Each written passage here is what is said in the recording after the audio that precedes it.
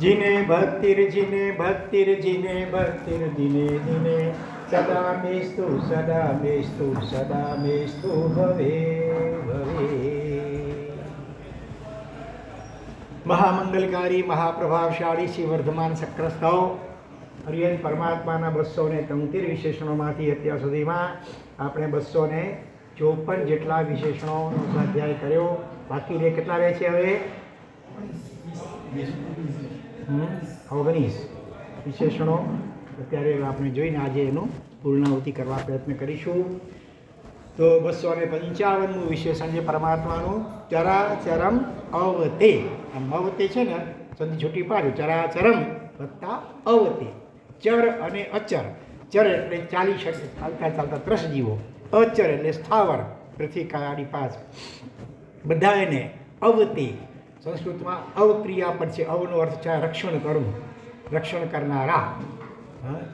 સચરાચર આ વિશ્વના સર્વ જીવોનું રક્ષણ કરનારા એવા પરમાત્માને નમસ્કાર આવો. 13મા ગુણસ્થાનક સુધી ઇરિયાપતિકી બંધ દ્વારા થતો સામાન્ય કર્મબંધ જે માત્ર અંતર્મુહૂર્ત જ રહે છે તેને માન્ય રાખ્યો છે. મોક્ષમાં ગયા પછી જ શુદ્ધ નિશ્ચય નયની અહિંસા શરૂ થાય છે. શુદ્ધ નિશ્ચય નયની, કોઈ જીવને મારવું નહીં એ વ્યવહાર નયની અહિંસા થઈ. શુદ્ધ નિશ્ચય નયની અહિંસા. શરીર છે ત્યાં સુધી કાર્બન તો શ્વાસોશ્વાસમાં છોડશે જ ને, માટે મોક્ષની અવસ્થામાં રહેલા પ્રભુના તાત્વિક અને પારમાર્થિક અહિંસક એટલે કે રક્ષક સ્વરૂપને અહીં યાદ કર્યું છે. તીર્થંકર ભગવાન હોય, વિહાર કરતા હોય, દેશના આપતા હોય, આમ ચાલે વિહારમાં હાથ પગ વગેરે શ્વાસોશ્વાસ ચાલે છે, તો એમાં પણ વાયુકાય વગેરેના જીવોની હિંસા થઈ રહી છે. સ્વરૂપ હિંસા કહેવાય. એમાં કર્મબંધ સાવ અંતર્મૂર્તિ અહીંયા કહ્યું નહીં તો મોટે ભાગે તો એવું હોય છે કે પહેલે સમયે બંધાય, બીજે સમયે ઉડયમાં આવે, બીજા સમયે ખરી પડે. સાતાવેદીને કરો તે પણ. તો મતલબ કે સંપૂર્ણપણે 100% અહિંસાનું પાલન તો શરીર જ્યારે રહિત અવસ્થા, સિદ્ધ અવસ્થા આવશે ત્યારે થશે. અલબત્ત સ્વરૂપ હિંસા એ કંઈ બાધક નથી મોક્ષમાં. સંસારમાં રખડાવનાર નથી. સંસારમાં રખડાવનાર હોય તો બાકીના 2 પ્રકારની હિંસા. હિંસાના 3 પ્રકાર અગાઉ આપણે વિચારી ગયા. સ્વરૂપ હિંસા, હેતુ હિંસા અને અનુબંધ હિંસા. સૌથી ખતરનાક છે અનુબંધ હિંસા, પરંપરા ચાલે જેનાથી. તો આ રીતે મોક્ષ અવસ્થામાં ચર અને અચર સર્વ જીવોની સર્વ પ્રકારે રક્ષા કરે છે પરમાત્મા. એમને નમસ્કાર. પછી 3 વિશેષણ ભેગા. નમોસ્તુ શ્રી મહાવીરાય, શ્રી જગત સ્વામીને, શ્રી વર્ધમાનાય. અહીંયા ત્રણેયને વિશેષણ તરીકે, વિશેષ્ય તરીકે નહીં. વિશેષ્ય તો છે અર્હતે, અર્હત. ઓમ નમો અર્હતે. હરિયત કેવા? તો કે જે મહાવીર છે. એટલે ખાલી 24મા તીર્થંકરે લાગુ પડે નહીં. બધા તીર્થંકરો આખરે તો મહાન વીર છે ને કર્મ ખપાવવા માટે. તો અહીંયા વક્તવ્ય ચાલી રહ્યું છે અને માઇકમાં ભાઈક બોલે છે કે સમાજના કલ્યાણની કામનાવાળા, નબળા વર્ગના મસીહા, ભ્રષ્ટાચાર સામે એકલ પંડે ઝઝુમનાર. એ કોણ તમે નક્કી કરજો. દેશનો ખરો અને સર્વાંગીણ વિકાસ ઈચ્છનારા, દેશના ભલા માટે કપરા નિર્ણયો લેવાની હિંમત ધરનારા, દિવસ રાત જોયા વગર સતત પ્રયત્નશીલ, કર્તવ્યશીલ, કાર્ય પ્રતિબદ્ધ, દૂરંદેશી ધરાવનાર, દેશ દેશાવરના પ્રવાસી, પ્રજાના ઘટઘટમાં નિવાસી. આટલા બધા વિશેષણ મૂક્યા. હા, કોણ? નમો. હા, નમો નમો. સાંભળનારને લગભગ અંદાજ આવી જ જાય કે આ કોના વિશેષણો ચાલે છે. તેમ છતાં જ્યારે આ બધા વિશેષણોના વિશેષ્યનો નામોલ્લેખ એવો થાય એ જ પડે સમગ્ર સભા મંડપમાં શું થાય? તાળીઓના ગડગડાટ. નામ લેવાય ત્યાં વિશેષણોની સમજી જાય બધા કે અત્યારે ઘણું વર્ણન ચાલુ છે. અત્યાર સુધી બધા વિશેષણો આટલા બધા આવી ગયા 254-55. હવે અહીંયા વિશેષ તરીકે મહાવીર સ્વામીને ભરે લીધું નામ આવ્યું એટલે એ રીતે. તો હવે હર્ષ અને ઉલ્લાસથી ઉછળવાનું મન થાય એવી પણ આવી ગઈ. ક્યારના વિશેષણો ગાયા કરતા હતા આમ તો ખ્યાલ જ હતો કે આ કોની તીર્થંકરની ગુણાવલી ગુણોની શ્રેણી પ્રસ્તુત થઈ રહી, છતાં હવે જ્યારે નામ જો મારા પ્રભુને યાદ કર્યા છે ત્યારે 3.5 કરોડ વાળામાં આનંદના તીવ્ર કરંટ પસાર થવા દઈએ. નામ ભગવાનનો હવે રોમાંચ ખરા થયા, સુલસા શ્રાવિકા વગેરેની જેમ. આ એ જ જેમના માટે આ બધું બોલ્યો છું. શ્રી મહાવીર સ્વામી ગણે જગતના સ્વામી એવા શ્રી વર્ધમાન ને નમસ્કાર. એટલે વિશેષ્ય તરીકે પણ અહીંયા ઘટાવી શકે, અહીંયા ઘટાડવામાં આવ્યું. અને આ બધા શબ્દો વિશેષણ રૂપે પણ ઘટી શકે. વિશેષણ અને વિશેષ કોને કહેવાય તો ખબર છે ને, મોટી ઉંમરવાળા કાંઈ ઓછું ખ્યાલ હોય. જેના વખાણ થતા હોય જે વ્યક્તિના એ વિશેષ્ય કહેવાય. અને જે શબ્દો દ્વારા વખાણ થતા હોય એ શબ્દો બધા વિશેષણો કહેવાય. તને જગતમાં સ્વામી એવા વર્ધમાનને નમસ્કાર થાઓ. તો બીજી રીતે મહાવીર એટલે ક્યારેય અક્ષોભ ન પામે તેવા, ગમે એવા ઉપસર્ગો વગેરે હોય તો જરાય ક્ષોભ ન, એટલે મહાન વીર. તો અહીંયા તો વિશેષણ. ક્ષોભ એટલે આમ ભય, કંપન, ખળભળાટ, સત્ય સૂચક પડશે મહાવીર. અને ત્રિજગત સ્વામી એટલે દેવ, મનુષ્ય અને પાતાળ લોકના સ્વામી. આ સત્તા સૂચક, સત્વ સૂચક, આ સત્તા સૂચક પદ. અને શ્રી વર્ધમાન એટલે જ્ઞાન આદિ ગુણોની શોભા જેમની ઉત્તરોત્તર વૃદ્ધિ પામી રહી છે તેવા. આ છે સૌભાગ્ય સૂચક પદ. સત્વ સૂચક, સત્તા સૂચક અને સૌભાગ્ય સૂચક પદ. આમ સત્ય, સત્તા અને સૌભાગ્યના બારણે પ્રભુ વીરના નામના જાણે કે શું થયા હોવાના, અથવા 3 અક્ષર લેવા હોય તો બેનો કરે ને આમ કરીને આમ ફેંકે, આમ ફેંકે, આમ ફેંકે, ઓખણા થયા. આ 10મો આલાવો પૂરો થયો. હવે 11મો છેલ્લો આલાવો શરૂ થાય છે. કેવલીને પરમ યોગીને પ્રથમ 4 જ્ઞાન છે ત્યાં સુધી ભેદ છે. મતિ સુત અવધિ મને અપ્રયોગ. એ કૈવલ્ય પ્રક્રિયા પછી કેવળ તેજ, પછી કેવળ જ્ઞાન બાકીના 4 જ્ઞાનો આમાં મર્જ થઈ જાય.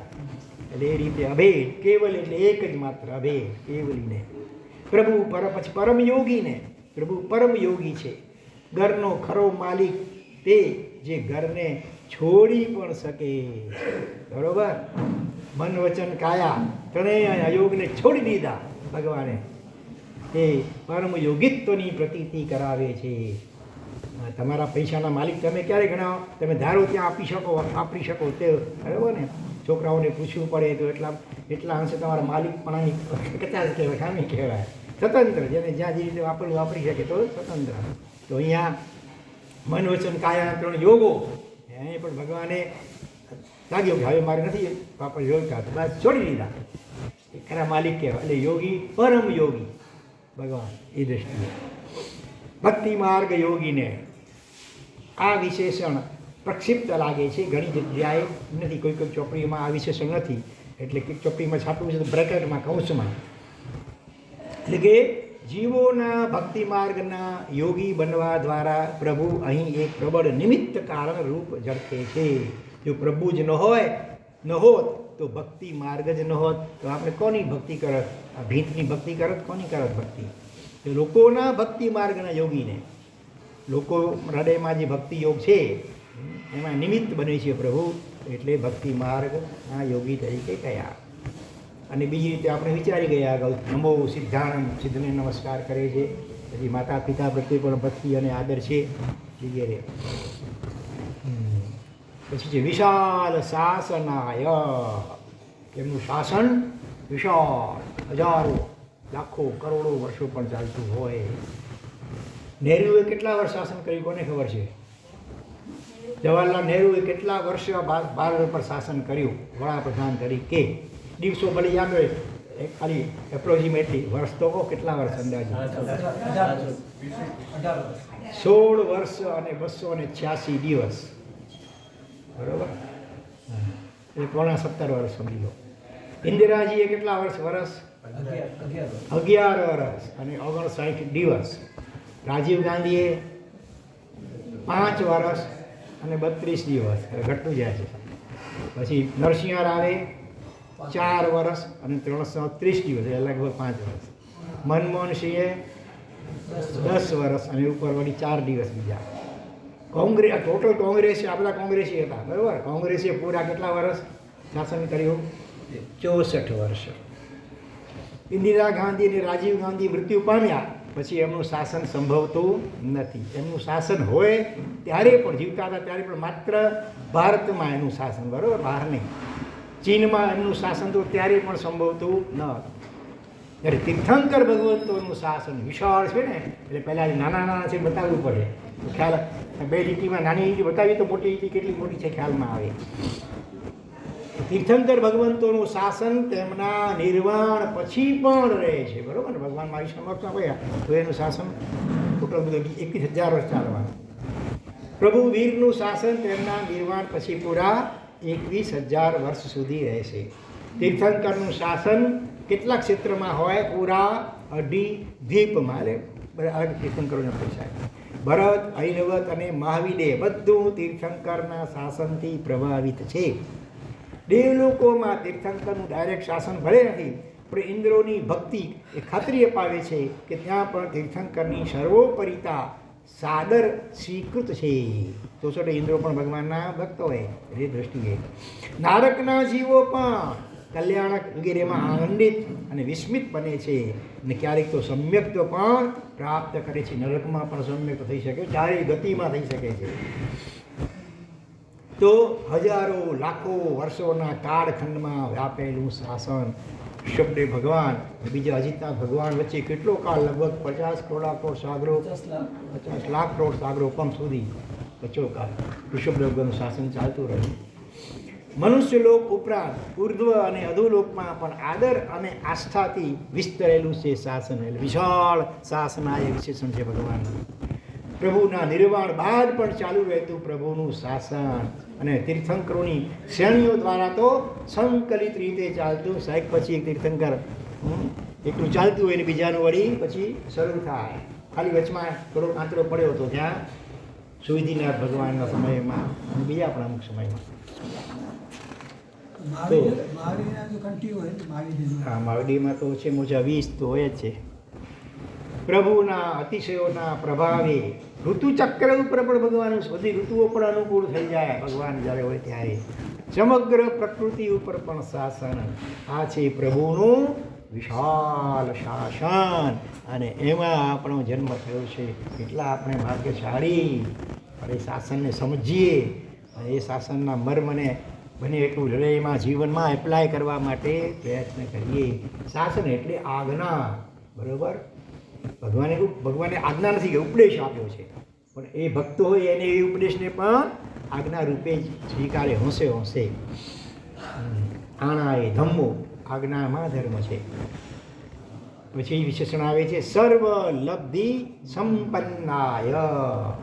લબ્ધિ એટલે ઉપલબ્ધિ, પ્રાપ્તિ અથવા લાભ. આત્માની ભીતર પ્રગટ થતી લબ્ધિ એટલે કે શક્તિની અહીં વાત છે. આમાં કોઈ દેવતાનો ફાળો હોતો નથી, ડાયરેક્ટ ભગવાન દ્વારા. સામાન્ય કેવલીમાં તે સામાન્ય સ્વરૂપે હોય, તીર્થંકરમાં વિશિષ્ટ રૂપે હોય છે. પ્રભુને જોકે હવે લબ્ધિનો પ્રયોગ નથી, કારણ કે એ કૃત્ય છે. લબ્ધિનો પ્રયોગ કરવો એ પણ એક પ્રકારનું પ્રમાણ શાસ્ત્રમાં થયો છે. 6ઠ્ઠા ગુણસ્થાન સુધી થઈ શક્યા. 7મા ગુણસ્થાન અને પછી તો 8માંથી 6 પક્ષની મંડાય ત્યાં લબ્ધિનો ઉપયોગ થાય નહીં. લબ્ધિ હોય અંદરમાં એનો ઉપયોગ કે પ્રયોગ કરાય, પ્રયોગ કરવામાં આવે એટલે ઉપયોગ એટલો બહાર રાખવો પડે. ઉપયોગ આત્મામાં રમણતા હોવી જોઈએ એને એટલે લબ્ધિને ફોરવવામાં ઉપયોગ થયો તો એ પ્રમાદ ગણાય. આપણે પ્રમાદ એટલે ખાલી 47 કલાકો સુધી એને ગણીએ. આત્માને ચૂકીને આત્મા સિવાય બીજે ક્યાંય ઉપયોગ એ પ્રમાદ. હવે કોઈ પ્રયોજન બાકી નથી. આ તો લબ્ધિઓ સૌભાગી થવા માંગતી હતી કે પ્રભુમાં પ્રગટી, એમ સમજો. લબ્ધિઓને થયું કે આપણે ભગવાનમાં પ્રવેશ કરીએ, પ્રગટ થઈએ એમ. ભગવાનને એની જરૂર કાંઈ નથી, ઉપયોગ કરતા પણ નથી, પણ અંદરમાં બધી લબ્ધિઓ હોય. તો આવા સર્વલબ્ધિ સંપન્ન પ્રભુને નમન નમન આપણા બધા જરા કંઈ શક્તિ કે લબ્ધિ આવે ને તરત પ્રદર્શન કરવાનું મન થઈ જાય. ત્યારે ભગવાન સર્વલબ્ધિ સંપન્ન હોવા છતાં પણ અંશ માત્ર પણ કોઈ ઈચ્છા જ નથી લબ્ધિનો ઉપયોગ કરવાની. માટે જ પ્રભુ કેવા છે, નિર્વિકલ્પાય, વિકલ્પ રહિત, કોઈ પણ પ્રકારનો વિકલ્પ નહીં. ગૃહસ્થપણામાં મારા છે મુંબઈ સાયનમાં રહેતા ત્યારે ત્યાં એક બંગલો હતો. એનું નામ શું હતું ખબર છે? 3 અક્ષરનું. પહેલો અક્ષર ની હોય, બાકીના 2 અક્ષર બોલો. નિરા. બંગલાનું નામ હતું નિરા. અમદાવાદમાં ક્યાંક બીજા મકાનનું નામ જોયેલું, નિરાંતનો 2 અક્ષરમાં કેવું હોય તો હજી બીજા હ ઉપરથી કેવું, હ ઉપરથી તો હાસ. નિરાંત થાય એટલે હાસ. બંગલાનું નામ હતું હાસ અને નિરાંત. આમ તો આ કોઈ મકાનના નામ છે અને પ્રભુની તો ઓળખાણ છે. પ્રભુની નિર્વિકલ્પ દશા એટલે ખરી નિરાંત ત્યાં હોય, મનમાં કોઈ વિકલ્પ નહીં, બિલકુલ વર્તમાન ક્ષણમાં જીવાતું હોય. ભૂતકાળ કે ભવિષ્યનો એક પણ વિકલ્પ ના આવે. આપણે તો ઘડી ઘડી કેટલા વિકલ્પો વચ્ચે આવી જાય ને. જાપ કરતા હોઈએ, સ્વાધ્યાય કરતા હોઈએ, ચૈતન્ય કરતા હોઈએ, કંઈ પણ કરતા હોઈએ, વ્યાખ્યાનમાં વચ્ચે વચ્ચે વચ્ચે મન ક્યાંક જઈ આવતું હશે નહીં. વ્યાખ્યાન કરનારું મન જલ્દી ન જાગે, ફાય જાય, એને ઉપયોગ મૂકવું પડે. પણ સાંભળનારને તો બેઠા હોઈએ અને ઉપયોગ બીજે ફરી આવે ચર્ચમાં. તો પ્રભુની નિર્વિકલ્પ દશા એટલે ખરી નિરાંત અને ખરો હાસ તારો. જેટલા વિકલ્પ ઓછા એટલી સાચી નિરાંત. સંપૂર્ણ નિર્વિકલ્પ, સંપૂર્ણ નિરાંત. વિકલ્પો કેમ ઓછા થાય? ભૂતકાળને ભવિષ્યકાળના વર્તમાન ક્ષણમાં કેમ જીવાય ટોટલી સંપૂર્ણપણે? આ પ્રયોગ કરવા જેવું. ફરી ફરી એને માટે પુરુષાર્થ કરવો પડશે. એક પુસ્તક, શું નામ છે, અંગ્રેજ લેખક છે, અત્યારે હયાત છે, અને વિશિષ્ટ સાધક છે, આત્મસાધક અને આત્મજ્ઞાની પણ હોય. એકાર્ટ ટોલે કે શું છે નામ? પંકજભાઈ એકાર્ટ ટોલે નામ સાંભળ્યું છે? એનું એક પુસ્તક છે ધ પાવર ઓફ નાઉ. અંગ્રેજીમાં શું છે? The power of now. Now એટલે હમણાં વર્તમાન, પાવર એટલે શક્તિ. વર્તમાન ક્ષણમાં રહેવાથી કેવા ચમત્કારો સર્જાય. આખું વિસ્તૃત પુસ્તક છે. એનું હિન્દીમાં, અંગ્રેજીમાં, અનેક ભાષાઓમાં પણ ટ્રાન્સલેશન પણ એનું છે, વર્તમાનની શક્તિ.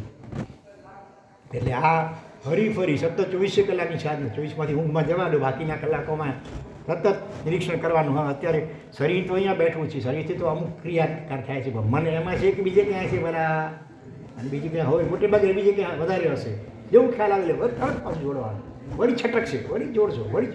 આજ તો આભ્યંતર તપ છે મોટું. ઘડી ઘડી મન ઉપયોગ આપણો બહાર જવા પ્રયત્ન કરે, આપણે એને પકડીને વળી પાછો વર્તમાનમાં જોડવું. એને માટે સરળ ઉપાય હોય તો 2-3 ઉપાય છે. વર્તમાન ક્ષણમાં રહેવું હોય ને એને માટે એક તો છે લેખન, મંત્ર લેખન. નૌકાર કે કોઈ પણ ઓમ રીમ રમ નમઃ કે કોઈ ભગવાનનું પાર્શ્વનાથ, શાંતિનાથ લખતી વખતે ઓટોમેટિક આંખ એમાં હોય, હાથ એમાં હોય, એટલે ઉપયોગ મન પણ એમાં જોડાય, એના વગર લખાય નહીં. લેખન એક તો છે ઉપાય, બરાબર, મંત્ર લેખન. હા, પછી બીજો ઉપાય વાંચન. જાપમાં મન ભાગ કરશે, વાંચવું હોય તો પછી ઉપયોગ બીજો હોય તો વાંચન થઈ શકે નહીં, બરાબર. એટલા માટે સદવાંચનની ટેવ નહીં પણ વ્યસન પાડવું જોઈએ, આદત. છતાં એના વગર ચાલે નહીં. ખૂબ કલાકો સુધી વાંચન, સદવાંચન, બરાબર. આ બીજો ગમે એવું ચંચળ કોઈનું મન હોય તો પણ આ લેખન અને વાંચન એ વખતે મન લગભગ નહીં છટકી શકે બીજે ક્યાંય, બરાબર. અને ત્રીજું છે શ્રવણ, સત્શ્રવણ, જીનવાણીનું શ્રવણ. તો આ 3 ઉપાયો. શ્રવણ વખતે પણ કદાચ થોડું જાય, પણ ઓછું જાય. એમાં પણ જો રસપ્રદ શ્રવણ હોય તો જલ્દી મન બહાર જાય નહીં. એટલે આ જીવનમાં આ 3 ચીજો બને એટલી વધુ એપ્લાય કરવા જેવી છે. મંત્ર લેખન, સદવાંચન અને સત્શ્રવણ, જીનવાણીનું શ્રવણ, સત્સંગ.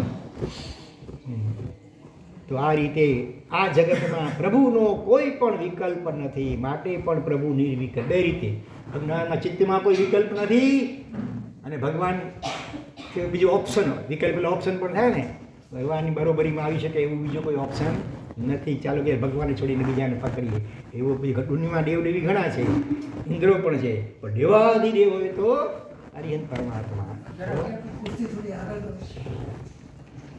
તો નિર્વિકલ્પ નાથને નમન નમન ન મન. પછી છે કલ્પનાતીતાય. કલ્પનાથી તી દીર્ઘ છે બરાબર. જ્યારે કલ્પનાતીતાય નહીં, કલ્પનાતીતાય, જ્યાં જ્યાં દીર્ઘ હોય ત્યાં લંબાવાનો. તો આપણે કલ્પના ન કરી શકીએ, અકલ્પનીય અચંત્ય ભગવાન છે. યુદ્ધ અને સમતા એક સાથે બોલો ભગવાનમાં. ભગવાન યુદ્ધ પણ કરતા હતા અને સમતામાં હતા. સમતા જ શસ્ત્ર હતું યુદ્ધનું. આંતર શત્રુઓ સાથે રાગ દ્વેષ સાથે સાધના કાળ હોય ત્યારે યુદ્ધ ચાલુ હોય. એ યુદ્ધમાં શસ્ત્ર કયું હોય? સમતા. એ શસ્ત્ર, એનાથી જ કર્મ હોલસેલમાં ખપે. વૈરાગ્ય અને ભોગ બંને એક સ્થળે. વિષયો પ્રત્યે વૈરાગ્ય, આત્માના જ્ઞાન આનંદાદી ગુણોનો ભોગ, બરોબર. વાત્સલ્ય અને વધ એક સંગાતે. એક બાજુ વાત્સલ્ય અને બીજી બાજુ ખૂન વધ. ઘન જોઈશું આપણે આગળ. પછી નિસ્પૃહા અને વિજય બંને. એક કોઈ ઈચ્છા ન હોય છતાં વિજય મેળવે, વિજયની ઈચ્છા નહીં છતાં વિજય મેળવે પાછો. કરુણા અને ક્રૂરતા, આ ઓપોઝિટ બધા એકબીજામાં, છતાં બધું ભગવાન બધું ભેગું. એટલે આપણે કલ્પી ન શકીએ એ ભગવાનની દશા હોય. કરુણા, હા હા, શીતલનાથ ભગવાનના સ્તવનમાં આવે છે. ત્રણ એકબીજામાં ઓપોઝિટ એવા ગુણો ભગવાન. તો જો કઈ રીતે પરિસહોની સેનાને હંફાવતા પ્રભુ આપે સમતા મેળવી. બરોબર. યુદ્ધ, પરિસો અને ઉપસર્ગો અને એની ધર્મો, એની સામે યુદ્ધ ચાલે છે અને છતાં આપે સમતા મેળવી. રાગ વગર એટલે વૈરાગ્ય, રાગ વગર આપે મુક્તિ સુખ ભોગવી જાણી. અરક્તો ભુક્તવાન મુક્તિ આવી નથી હોય. વૈરાગ્ય શતકમાં આવ્યા હશે. વૈરાગ્ય નહીં, આપણે વિતરાગ સ્તોત્રમાં અરક્તો ભુક્તવાન મુક્તિ. ભગવાન આમ અરક્ત એટલે રાગ રહિત, છતાં આપણે મુક્તિને ભોગવી. રાગ વગર ભોગવી થાય, આવી વિલક્ષણતા છે. દ્વેષ વિના આપે આંતર શત્રુઓને હણી નાખ્યા. વાત્સલ્ય અને વધ જગતના જીવ માત્ર વાત્સલ્ય અને કર્મનો તો કચ્ચર ઘાણ વાળી નાખ્યો. આંતર શત્રુઓને હણી નાખ્યા રાગ દ્વેષમાં વાળીને. વિજયની ઈચ્છા વગર જ આપ વિજેતા બન્યા. હા, આંતર શત્રુઓના વિજેતા. જીવ માત્ર પર દયાળુ અને રાગાદી ઉપર એવા જ ક્રૂર. કરુણા અને ક્રૂરતા એક સાથે. અદ્ભુત ઐશ્વર્ય વચ્ચે પણ સર્વથા અલિપ્ત અને વિતરાગ. સમોષણ આવું સોના રૂપા રત્નના ગઢ વચ્ચે પણ અલિપ્તતા અને વિતરાગતા. આપનું આ સ્વરૂપ ખરેખર કેવું છે? કલ્પનાતીત છે. શ્રી કાંતિ વિજયજી મહારાજે સૂર્યનાથ ભગવાનના સ્તવનમાં કહ્યું છે, ત્રિગડે રત્ન સિંહાસન બેસી ચીહુડીસી ચામર ઢળાવે રે. અરિહંત પદ પ્રભુતાનો ભોગી તો પણ યોગી કહાવે. એક બાજુ હરિહંત પદની પ્રભુતા ઠકુરાય ઐશ્વર્ય, હા, છતાં ભગવાન પાછા યોગી, પરમ યોગી, યોગીઓના પડનાથ. ટોચનો પુણ્ય વૈભવ અને એની સાથે ટોચનો ગુણ વૈભવ. ટોચની શક્તિ એની સાથે ટોચની ક્ષમા. અનંત શક્તિ છતાં અનંત ક્ષમા. બધા ગોશાળો હોય કે સંગમ ઉદાર ક્ષમા, કરુણા, આ બધું ખરેખર કલ્પનાતીત છે. પ્રભુ કેટલીક કલ્પનાઓ એવી થાય છે કે ક્યારેય વાસ્તવિક બનવાની નથી. આ પછી તમે ઘણી કલ્પનાઓ એવી ઉઠે, ચેકરીના વિચારો હોય, વાસ્તવિકતામાં એ શક્ય ન હોય. ત્યારે આપ એવી વાસ્તવિકતા છો કે અમારી કલ્પનાથી પણ ઉપર જો. તમે એટલા કલ્પનાના ઘોડા દોડાવીએ તો એ પ્રભુના સ્વરૂપને પકડી ન શકીએ. તો કલ્પનાતીત એવા પ્રભુને નમન નમન નમન. પછી છે કલા, કલાપ, કલિતાય. કલાઓનો કલાપ એટલે સમૂહ, એનાથી કલિત એટલે યુક્ત. એમ તો પ્રભુ પણ 72 કળા વગેરેથી યુક્ત છે, પરંતુ અહીં એ અર્થ લેવાનો નથી. પ્રસ્તુતમાં તો પ્રભુની ચૈતન્ય કળા, પ્રાણ શક્તિની વાત છે. 16 કળાએ ખીલી ઉઠેલી જ્ઞાન કળા, અનુપમ નિખાર ધરાવતી ગુણ કળા, સર્વાંશ શુદ્ધિ સાથે આત્માની પૂર્ણ કળા. કળાના સમૂહથી શોભતા એવા પ્રભુને નમન નમન નમન. પછી કે છે વિસ્ફુરત શુક્લ ધ્યાનાગ્નિ નિર્દગ્ધ કર્મ બીજાય અને પ્રાપ્તાનંત ચતુષ્ટયાય. બે વિશેષણ ભેગા. વિસ્ફુરત આમ સ્ફુરાયમાન થતું એવું જે ઉરુ એટલે વિશાળ શુક્લ ધ્યાન, એ રૂપી અગ્નિ, શુક્લ ધ્યાનની અગ્નિ કેવી છે? જાજ્જલ્ય વિસ્ફુરાયમાન, અને ઉરુ એટલે વિશાળ, આટલી ચિનગારી જેવી નહીં. એ શુક્લ ધ્યાન રૂપી અગ્નિ એનાથી નિર્દગ્ધ સંપૂર્ણપણે બારી નાખેલ છે કર્મરૂપી બીજને જેમણે. એટલે હવે ક્યારેય સંસારમાં ઉગવાનું, જન્મ લેવાનું રહ્યું નથી. પ્રભુની માતાને પ્રભુના ચ્યવન વખતે આવતા 14 મહાસ્વપ્નોમાં છેલ્લું સ્વપ્ન કયું છે? ધૂમ અગ્નિ, ધુમાડા વગરનું અગ્નિ. દુનિયાના બધા અગ્નિ ધુમાડાવાળા જ હોય. જ્યાં ધુમાડો હોય ત્યાં એની સાથે 3 અક્ષરની શું હોય? 3 અક્ષરની શું હોય? કાળાશ. કાળાશ, બરોબર. આ નિર્ધૂમ અગ્નિમાં પ્રભુના અંતિમ ચરણના શુક્લ ધ્યાનના અગ્નિનો સંકેત છે. શુક્લ ધ્યાનમાં કાળાશ, કસાયોની કાળાશ હોય નહીં.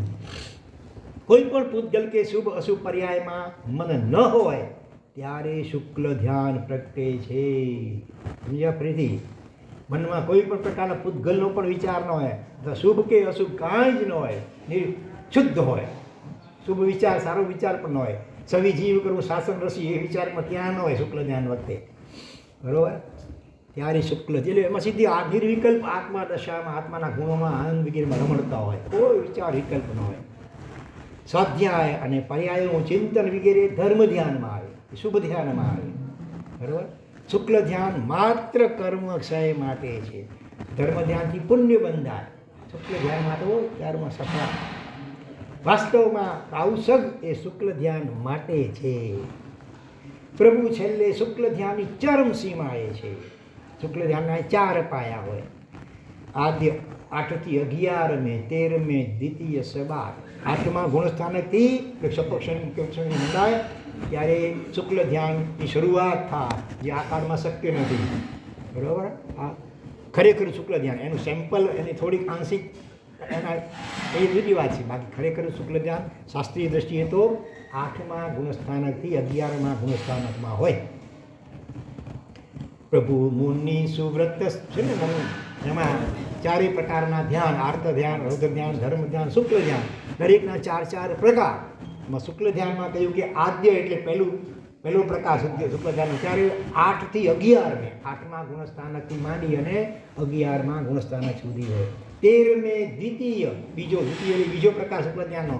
13 મેં અને 12માં સહી, એટલે 12મા અને 13મા ગુણસ્થાનક. 13મું એટલે સહયોગી કેવળ જ્ઞાની, 12મું એટલે ક્ષીણ મોહ. એ વખતે શુક્લ ધ્યાનનો બીજો પ્રકાર, બીજો પાયો હોય. હા, અને 3જો અને 4થો તો છેલ્લે એકદમ આવે. સફળ જ્યારે શૈલેષીકરણ થતું હોય અને યોગ નિરોધ થતો હોય ત્યારે. સમુચ્છિન્ન ક્રિયા નિવૃત્તિ, બધી જ ક્રિયાઓ સમુચ્છિન્ન નાશ પામી જતા, એકદમ અડોળ બધી ક્રિયાઓથી નિવૃત્તિ થઈ જાય. તો અત્યંત તેજસ્વી રીતે સ્ફુરેલો, વિસ્ફુરત એટલે વિસ્ફુરવી એટલે વિશેષ પ્રકારે, સ્ફુરત એટલે સ્ફુરાયમાન થયેલો, પ્રગટેલો જે શુક્લ ધ્યાનનો અગ્નિ એ કર્મના બીજને બાળી નાખે છે. કોઈ પણ બીજ બળે પછી તેની ઉત્પાદકતા ખતમ થાય, પછી એમાંથી અંકુરા ફૂટે નહીં. વરસાદ પડતા જ ખુલ્લી જગ્યામાં ઘાસ એમ જ ઉગી જાય છે. ઘાસના બીજ ચાલવાથી પણ હણાતા નથી. ઘાસના બીજ હોય સૂક્ષ્મ નાના, અને એના પર ચાલીએ તો બીજ હણાય નહીં. પણ ક્યારેક જમીન બળી જાય તો પછી ત્યાં ઘાસ પણ ઉગતું નથી, કારણ કે બીજ હણાયું. અણુયુદ્ધ થાય ને પછી એ જમીન એકદમ સાવ કોલસા જેવી આમ થઈ જાય બંજર, ત્યાં પછી ઘાસ પણ ન ઉગે. તો આ કાર્ય પ્રભુના આત્મદ્રવ્ય ઉપર થાય છે, જેથી કર્મનું બીજ બળી જવાથી હવે કોઈ પુનર્જન્મ વગેરે રહેતા નથી. તો એવા પ્રભુને નમઃ. અને પછી પ્રાપ્તાનંત ચતુષ્ટયાય. ચતુષ્ટય એટલે 4 વસ્તુનો સમૂહ. ભગવાને 4 વસ્તુ અનંત અનંત અનંત અનંત રૂપે પ્રાપ્ત કરી, એમાંથી પ્રગટ થઈ. કઈ 4 વસ્તુઓ? અનંત જ્ઞાન, અનંત દર્શન, અનંત આનંદ, ચારિત્ર્યમાં આનંદ લેવાનો, અને અનંત વીર્ય એટલે શક્તિ આત્માની. તો આ 4 ઘાતી કર્મના કારણે અત્યાર સુધી આ 4 ગુણો દબાયેલા હતા, પણ હવે ઘાતી કર્મનો ક્ષય થયો એટલે આ 4 પ્રગટ થાય. એમાં મુખ્યત્વે મોહનીય કર્મનો ક્ષય થાય, એટલે બાકીના 3નો તો તે જ સમય ક્ષય થાય. તો અનંત ચતુષ્ટય એવા પ્રભુને નમન નમન ન મન. પછી છે સૌમ્યાય, શાંતાય અને મંગલ વરદાય. 3 વિશેષણ ભેગા છે. પ્રભુ કેવા છે? સૌમ્ય છે, શાંત છે અને મંગલ વર એટલે આશીષ આપનારા. એક બાજુ અગ્નિ અને બાળી નાખવાની વાત છે. ભગવાને શુક્લધ્યાની અગ્નિથી કરો બીજાને બાળી નાખ્યા. અને બીજી બાજુ સૌમ્ય છે ભગવાન, એકદમ શાંત મૂર્તિ, ગુણ ગણના દરિયા. 100% આ વિશેષણો ભગવાનને લાગુ પડે. અને તો અહીં સૌમ્યતા અને શાંતતા, સૌમ્ય અને શાંત છે ભગવાન. બરોબર. ઠંડી વસ્તુ પણ બાળે, બરોબર. હિમ પડે, બરફ પડે, વરસાદ બરફનો જો પાક હોય બધો બળી જાય. હા, ભગવાન જે કર્મોને બાળે છે આ શાંત થઈને, ક્રોધથી ન પડે. ક્રોધથી તો કર્મ બંધ થાય ઉલટા. એટલે કર્મનો નાશ કરવો તો શાંત થવાની, ઠરવાની જે છે અંદરમાં આત્મામાં, એટલે અંશે આપણે ઠરીએ એટલે અંશે કર્મો થીજીને ખતમ થઈ જાય. તો એ અગ્નિ બાળનારો છે, દજાડનારો નથી. શુક્લ ધ્યાનનો અગ્નિ કર્મોને બાળનારો, જીવને દજાડનારો નથી. હિમ વર્ષાથી પણ ખેતરના પાક બળી જાય છે. સિદ્ધનો વર્ણ લાલ છતાં તે સૌમ્ય, અગ્નિની જેમ લાલ વર્ણ છતાં તે સૌમ્ય અને શાંત છે. આવા પ્રભુ જગત આખા માટે સુખે મંગલ વરદાય, મંગલ વરદાન રૂપ છે. માંગો તે આપે, તેને વરદાન કહેવાય. વર એટલે માંગો તે, અને દાન એટલે આપે. આપણી માંગેલી ફોગડ ચીજ પાછળ શું લાવશે? પ્રભુ એ મંગલ વરદાન આપનારા છે. ભોગની સાથે યોગ. આપણે તો ઘણી વાર નાનું બાળક હોય અજ્ઞાનતાથી કારણે એવું માંગે પીપર વગેરે, એક તો પોતાને શરદી ખાંસી થઈ હોય પછી પીપર વગેરે ખાય વધારે, એને તો તાત્કાલિક સ્વાદ મીઠો આવે છે, એ જુએ છે. પરિણામ શું આવશે એને ખબર નથી. આપણી પણ લગભગ એવી સ્થિતિ છે. સંસારની ભૌતિક ચીજો માંગીએ, આત્માના ગુણો લગભગ માંગતા નથી. સુખની સાથે ભગવાન અનાસક્તિ પણ આપે. ભોગની સાથે યોગ, સુખની સાથે અનાસક્તિ, શાલીભદ્ર નહીં. ગુણોની સાથે પરિણતિ, શક્તિની સાથે પરિપક્વતા. આ બધું પ્રભુ દ્વારા મળતું મંગલ વરદાન છે. આ લોકમાં પણ બધી રીતે સાતા અનુકૂળતા, છતાં એમાં પાછો જીવ લેપાય નહીં, અટકે નહીં. સમય આવે ત્યારે થોડી કરી અને સંયમ પણ સ્વીકારી શકે. તો મંગલ વરદાનેશ્વરી એવા પ્રભુને નમન નમન નમન. 272મું વિશેષણ આવે છે હવે. અષ્ટાદશ દોષ રહિતાય. અષ્ટાદશ એટલે 18 પ્રકારના દોષથી ભગવાન રહિત છે. પાપસ્થાને પણ 18 છે અને બીજી રીતે દોષ પણ 18 છે. ધર્મરત્નજી રચિત સ્તવનની પંક્તિ છે, આવે છે. દોષ 18 પાપ 18 ને તજ્યા. 18 દોષ ને 18 પાપ બધા તજ્યા. ભાવ દિશા પણ કીધી દૂર 18 જો. ભાવ દિશાઓ 18 એ પણ દૂર કરી. તો 18 દોષ કયા કયા? અજ્ઞાન, ક્રોધ, મદ, માન, માયા, લોભ, રતિ, અરતિ, નિદ્રા. ભગવાન નિદ્રા પણ ન હોય બિલકુલ, ક્ષણવાય સેકન્ડ માટે પણ વિવજના થઈ જાય પછી દર્શનાવનીય કર્મનો ઉદય એક નિદ્રા આવતી હોય છે, એનો સંપૂર્ણ ક્ષય થઈ ગયો છે, માટે એક કાચી સેકન્ડ માટે પણ છોકું આવે નહીં. શોક, અલીક વચન, ચૌર્ય, માત્સર્ય, ભય, પ્રાણીવધ, પ્રેમ અને ક્રીડા અને હાસ્ય પણ હોય. અન્ય રીતે પણ 18 દોષોની નામાવલી મળે છે. તો આવા 18 દોષોથી રહિત પ્રભુને નમન નમન નમન.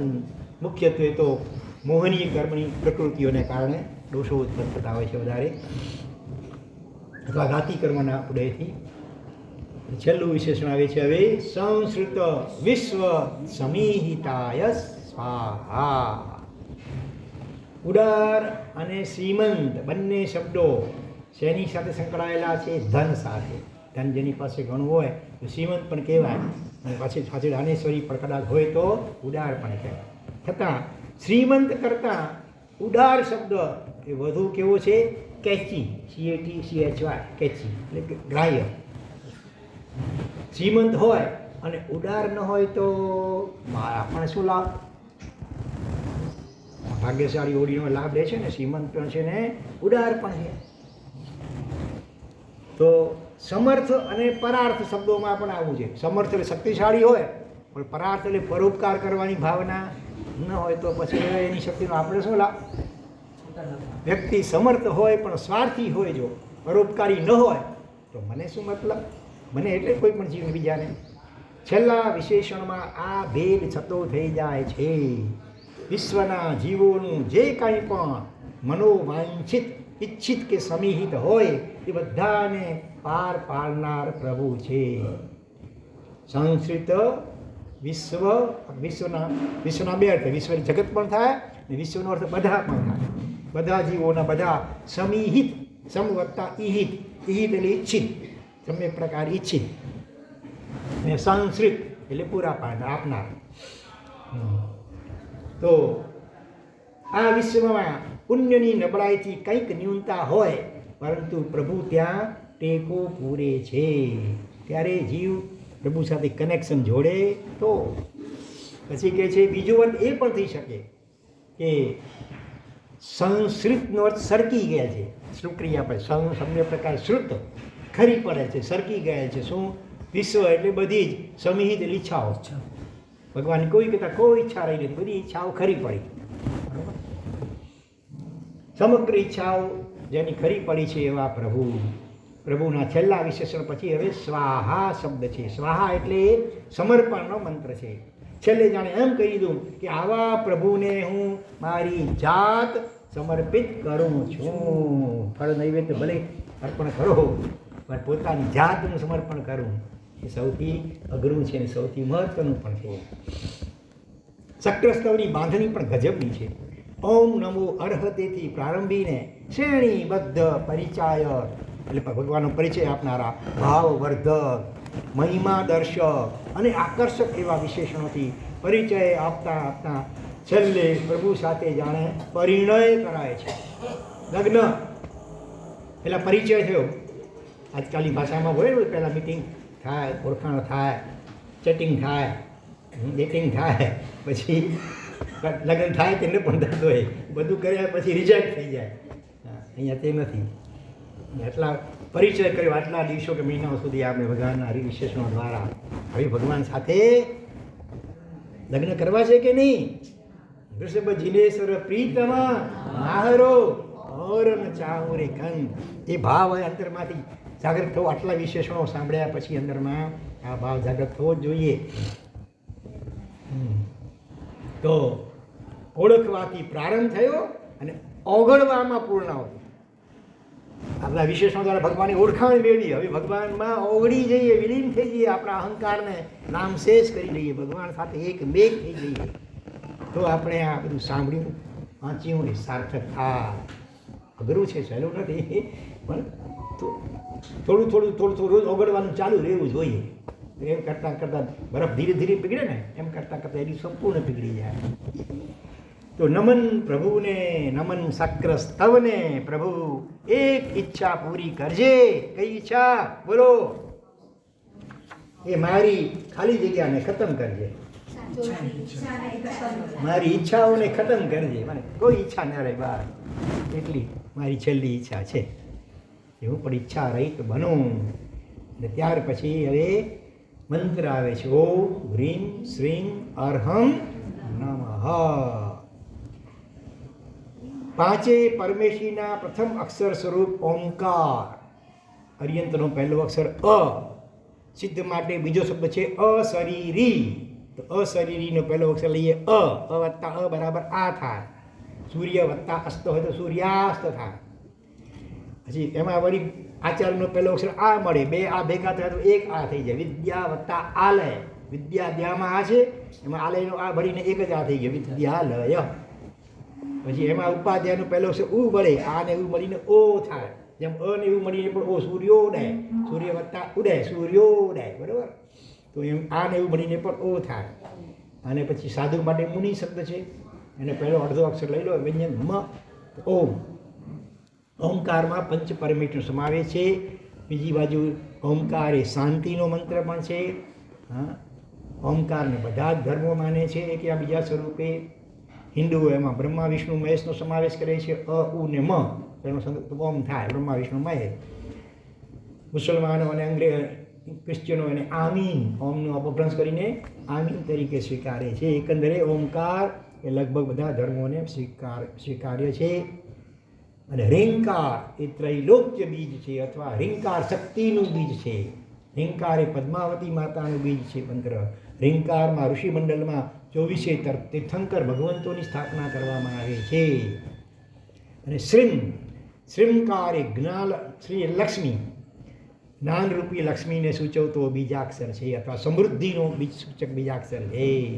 બરાબર. ઓમ શાંતિ હોય, હ્રીમ શક્તિ હોય, શ્રીમ સમૃદ્ધિ હોય, પણ જો એને પચે નહીં તો શક્તિની સમૃદ્ધિ પચે નહીં તો નુકસાન કરે, તો પચાવવા માટે પણ એ પાચક ચૂર્ણ જોઈશે ને ભેગું. તો અર્હં અરિહંત વાચક છે. અનાશક્તિનો પણ બીજ મંત્ર છે અર્હં.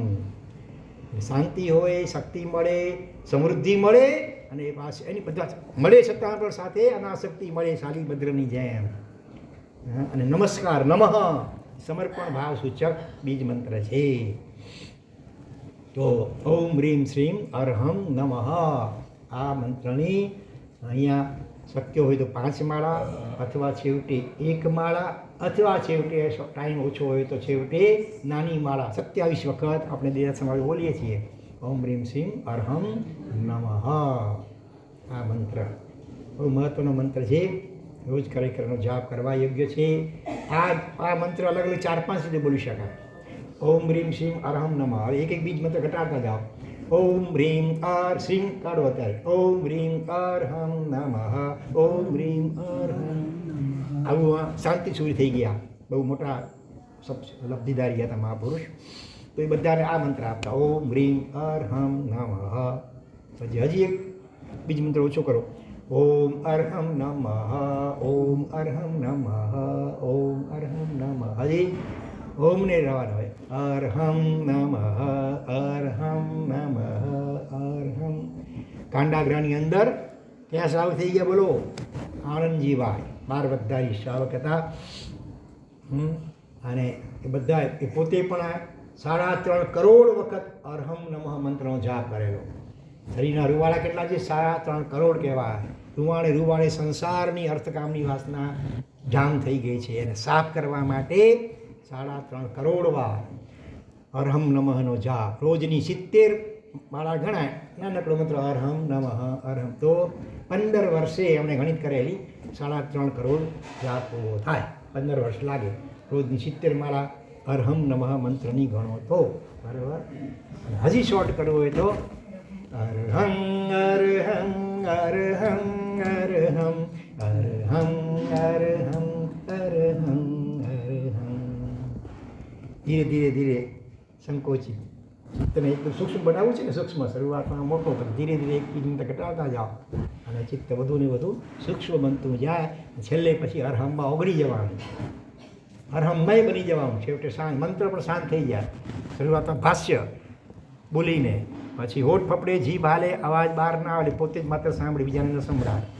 ત્રીજીમાં તો હોઠ બંધ, જીભ પણ બંધ, ખાલી મનથી સ્મરણ કરવાનું.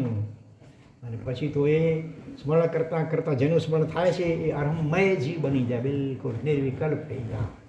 મંત્ર બિલકુલ શાંત થઈ જાય, ધ્યાન અવસ્થા આવી જાય. ધ્યાનમાંથી સમાધિ અવસ્થા આવે, ત્યારે જીવને પોતાના અર્હંમય પોતાનું જે શુદ્ધ આત્મ સ્વરૂપ એનો અનુભવ થાય. એ લક્ષ્ય આપણે કરવાનું છે, ત્યાં સુધી પહોંચવાનું છે. બરાબર. આખું સ્તોત્ર બોલીને ભગવાનની સ્તવના કરીએ, પછી આ મંત્રનો જાપ કરીએ, પછી એ જાપને ઘટાડતા ભાષ્યમાંથી ઉપાંશુ, માનસ અને ધ્યાન અને સમાધિ દ્વારા અર્હં જેવું પોતાનું સ્વરૂપ એનો અનુભવ મેળવવાનું લક્ષ્ય રાખવાનું છે. સમુદાયમાં જ્યારે કરતા હોય ત્યારે એટલી ધીરજ બધાની ન હોય, પણ વ્યક્તિગત રીતે જ્યારે આપણે અનુકૂળ સમય હોય ત્યારે આ પ્રયોગ આ રીતે કરવાનો છે. અને કદાચ સ્તોત્ર આખું નથી આવડતું તો છેવટે એનું સાર છે આ મંત્ર.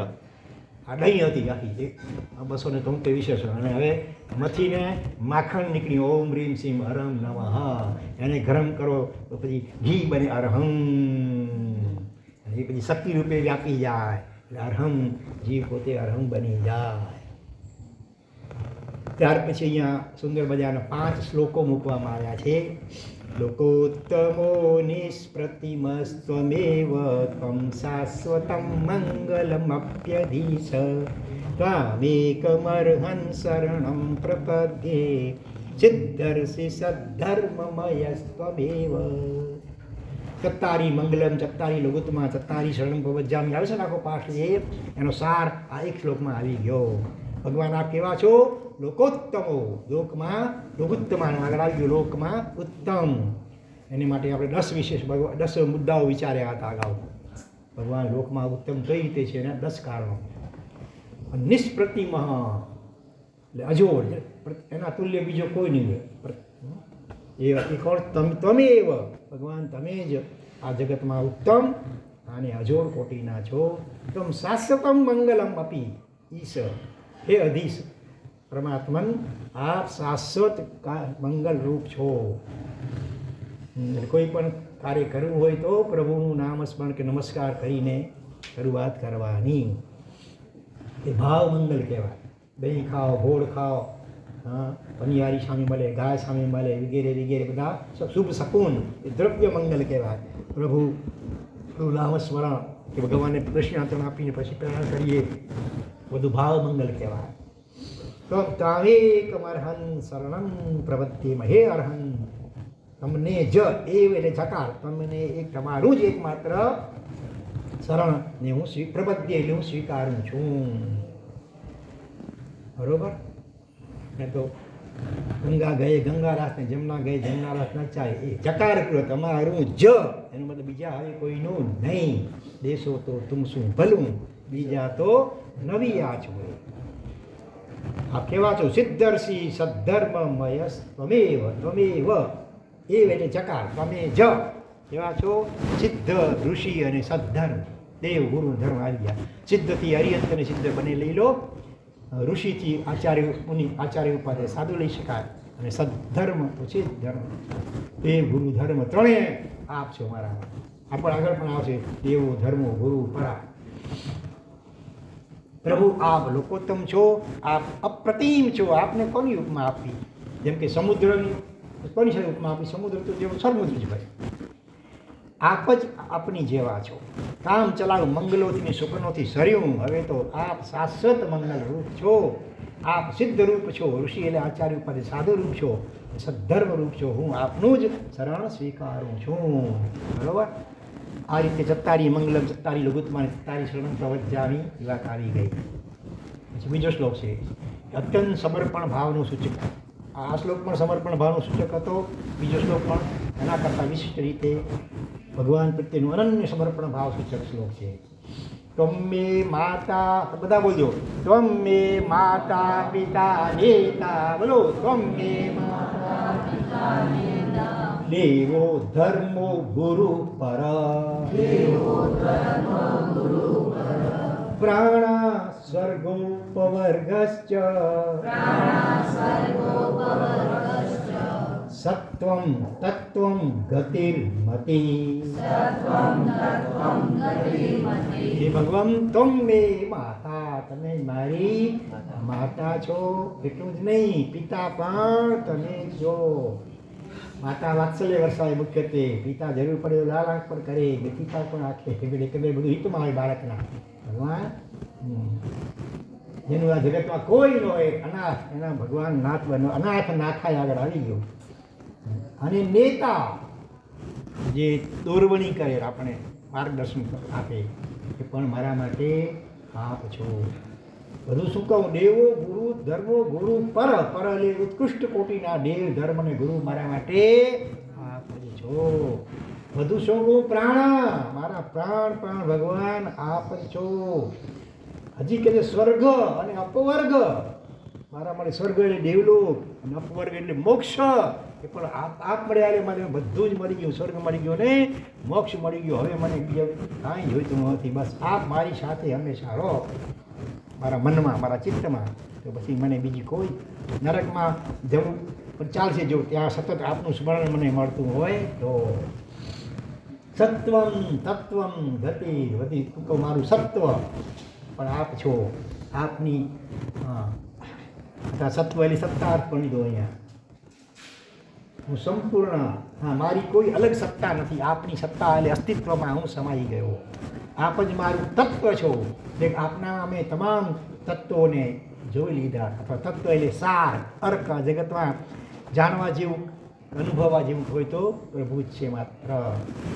ગતિ અને મતિ, મારી ગતિ એટલે જવાનું સ્થાન આપ છો, અને આપ જ મારી મતિ છો. મતિ એટલે બુદ્ધિ. મતલબ કે બુદ્ધિ ભગવાનની આજ્ઞા પ્રમાણે બુદ્ધિનો ઉપયોગ કરાય. ભગવાનની આજ્ઞા વિરુદ્ધ હવે કાંઈ વિચાર વિકલ્પ પણ કરાય નહીં. પ્રભુ સાથે અહીંયા હકનો સંબંધ સ્થાપી દીધો. અહીં સ્વામી સેવક ભાવ કરતાં પણ કયો સંબંધની ખબર છે? વાલી, વાલી એટલે પેરેન્ટ્સ, માતા વડીલો, અને વાલ સોયો એનો સંબંધ. બરાબર. સેવકને તો શું મળે? પગાર મળે, બહુ તો પગાર વધારો મળે. ત્યારે વાલ સોયો હોય, વાલ સોયો એને શું મળે? આખો પ્રણખનો આખો વારસો મળે. હા, વાલ સોયો પ્રિય પુત્ર હોય, સંતાન, એને તો બધું વારસો મળે. એટલે મારે હવે ઓછું તો લેવું જ નથી. હકનો સંબંધ સ્થાપીને પ્રભુ સાથે જાણે તાદાત્મ્યનું ચિત્રણ આ શ્લોકના અર્થમાં છે. પ્રભુ સાથે તાદાત્મ્ય, એકમેકતા બિલકુલ જાણે. દાદા અને પોતરા, પોત્ર પૂરી કરતા વ્યાજ હજુ વાલું હોય ને, આદિના દાદા, આદિના દાદા, હું તમારો પોત્રો. એ જ વાતને આગળ ત્રીજા શ્લોકમાં આવે કે છે, જીનો દાતા, જીનો ભોગતા, જીન સર્વમિદમ જગત, જીનો જયતિ સર્વત્ર, યો જીન સો અહમેવ ચ. આ જગત જીનો દાતા, દેનાર પણ દાનવીર પણ જીન છે, અને ભોગતા ભોગવનાર લેનાર પણ જીન છે. જીન સર્વમ ઇદમ, આખું જગત જીન છે. ભગવાન મય, જ્યાં જ્યાં દ્રષ્ટિ પડે બધામાં ભગવાન દેખાવા જોઈએ આપણને. હા, એક્સરે દ્રષ્ટિ બની જોઈએ, કેમેરા જેવી દ્રષ્ટિનું લેન્સ જેવી નહીં. એક્સરેમાં શરીરની અંદર શું છે, હાડકા વગેરે બધું દેખાય, એનો ફોટો આવે. એમ હા, વિવિધ શરીરોની અંદર રહેલો શુદ્ધ આત્મતત્વ એ આપણા ખ્યાલમાં આવવો જોઈએ. જ્યાં જ્યાં નજર મારી ઠરે યાદી ભરી ત્યાં, અથવા નરસિંહ મહેતા કે અખિલ બ્રહ્માંડમાં એક તો શ્રી હરિ જુજવે રૂપ અનંત ભાષે. જુદા જુદા અનંત રૂપમાં પણ ભાઈ હકીકતમાં તું જ માત્ર છે. દરેકની અંદર ચિત્ત સ્વરૂપી શુદ્ધ આત્મા ભગવાન રહેલો છે. એના ઉપર ફોકસ કરવાનું. બાકી આ બધું કર્મજન્ય બાહ્ય જે કાંઈ છે તે છે એને ગૌણ કરી અને સીધું અંદરમાં બિરાજમાન શુદ્ધ આત્મા, એના તરફ આપણી દૃષ્ટિ કેળવવી જોઈએ. મનુષ્ય હોય, પશુ હોય, પક્ષી હોય, કીડી હોય, મંકોડો હોય, મચ્છર હોય, વાંડો હોય, ઇષ્ટાનો કીડો હોય, ભિખારી હોય, ગટરનો ભૂંડ હોય, બધામાં આપણને ભગવાનના દર્શન થવા જોઈએ. કોઈ જીવ પ્રત્યે અભાવ, દુર્ભાવ, તિરસ્કાર, અરુચિ, ઘૃણા, ઝઘડો, ક્રોધ થાય જ નહીં. તો કે મજા જ મજા હોય. ભગવાનની વચ્ચે જોઈએ તો ભગવાન ભગવાન ભગવાનની વચ્ચે આપણે ભગવાન પોતે. તો સંપૂર્ણ જગત જીનમય છે. પહેલા કે છે પ્રતિમામાં પ્રભુના દર્શન કરતા શીખવાનું છે.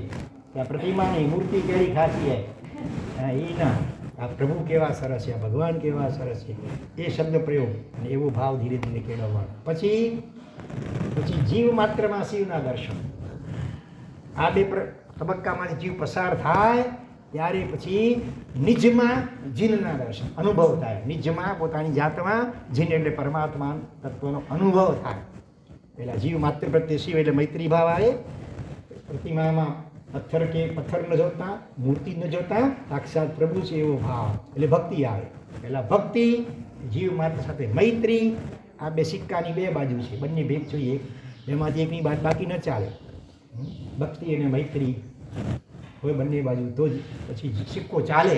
એટલે આત્માનો અનુભવ થાય. નિજમાં જીનના, જાતમાં જીનના દર્શન, ખુદમાં ખુદાના દર્શન થાય. બરાબર. પછી કહે છે આગળ, હા, પ્રભુની દર્પણ પૂજામાં હૃદય પાસે દર્પણ લાવીને મુખ નીચું વાળીને દર્પણમાં પ્રભુને જોવાય છે. બરોબર ને? દર્પણમાં પ્રભુને જોયું કે સાથે સાથે પોતાની જાતને ચહેરાને જોઈ લ્યો છો. વાસ્તવમાં એ દર્પણમાં પ્રભુ દર્શન નથી, સ્વમાં પ્રભુ દર્શનની પ્રક્રિયા છે.